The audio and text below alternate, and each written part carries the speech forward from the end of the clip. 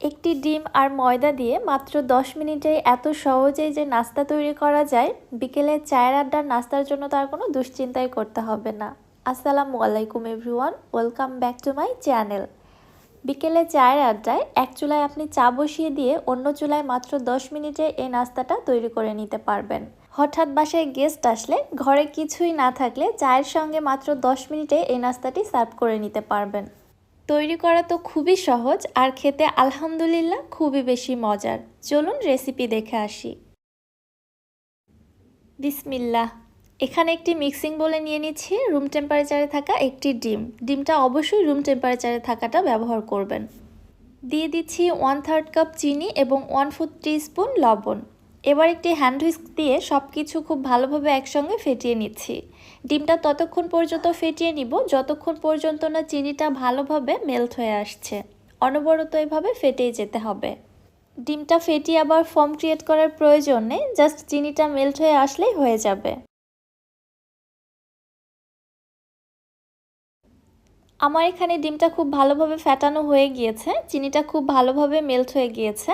এবার এর মধ্যে দিয়ে দিচ্ছি 2 টেবিল চামচ সয়াবিন তেল, সাথে দিয়ে দিচ্ছি 1 চামচ ভ্যানিলা এসেন্স।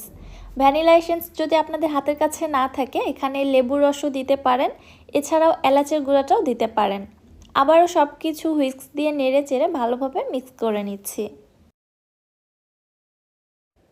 সব কিছু একসঙ্গে ভালোভাবে মিশিয়ে নেওয়ার পরে ব্যাটারের কনসিস্টেন্সিটা এখন ঠিক এরকম হয়েছে। এবার এর মধ্যে দিয়ে দিচ্ছি আমি 1 কাপ ময়দা। ময়দার পরিবর্তে এখানে আপনারা রুটি খাওয়া সাদা আটাটাও ব্যবহার করতে পারবেন। প্রথমত আমি হুইস্ক দিয়েই ভালোভাবে নেড়েচেড়ে মিশিয়ে নিচ্ছি, পরে হাতের সাহায্যে মিক্স করে নিব। এই পর্যায়ে মিশ্রণটা অনেকটাই নরম আছে, মিশ্রণটাকে আরও একটু টাইট করে তৈরি করতে হবে।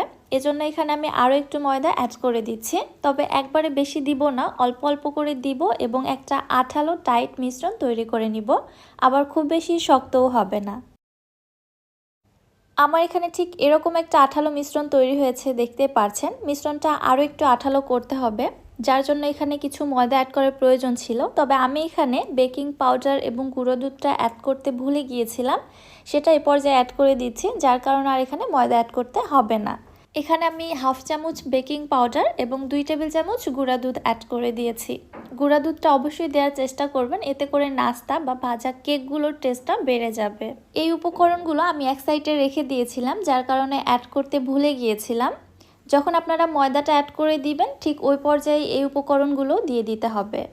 আমি ঠিক এরকম একটি আঠালো ডো তৈরি করে নিয়েছি, আশা করছি আপনারা বুঝতে পারছেন। এটা কিন্তু খুব বেশি নরম হবে না।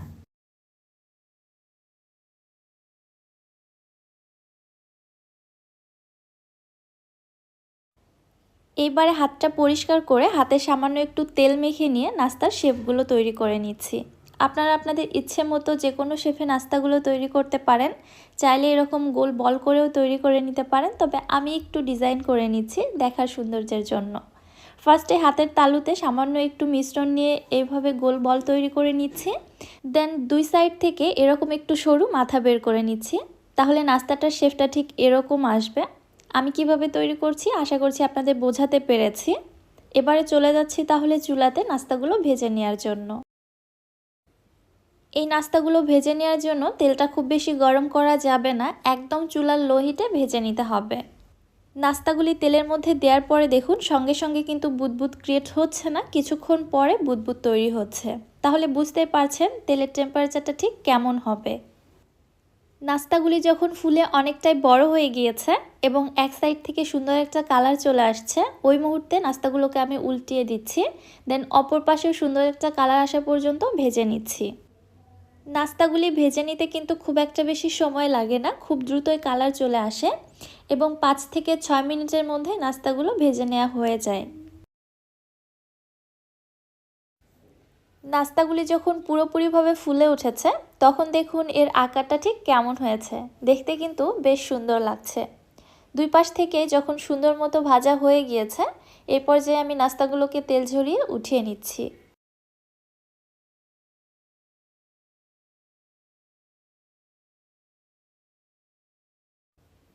অল্প সময়ে অল্প উপকরণে এত মজাদার নাস্তা তৈরি করা যায় সেটা তো আপনারা দেখেই নিলেন। সো বিকেলে চায়ের আড্ডাতে মাত্র 10 মিনিটেই আপনারা এই নাস্তাগুলো তৈরি করে নিতে পারবেন। চায়ের আড্ডা জাস্ট জমে যাবে। এছাড়াও বাচ্চারা এই নাস্তাগুলো খেতে কিন্তু ভীষণ পছন্দ করে। এই নাস্তাগুলোর টেস্ট কেকের থেকে কোনো অংশেই কম না।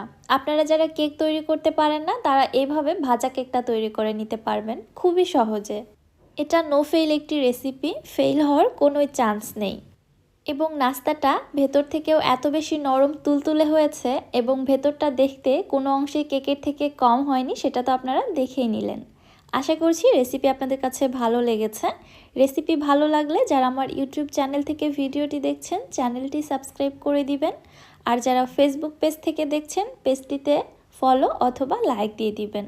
সো আজকে আর কথা বাড়াচ্ছি না, আজকের মতো বিদায় নিচ্ছি। আল্লাহ হাফেজ।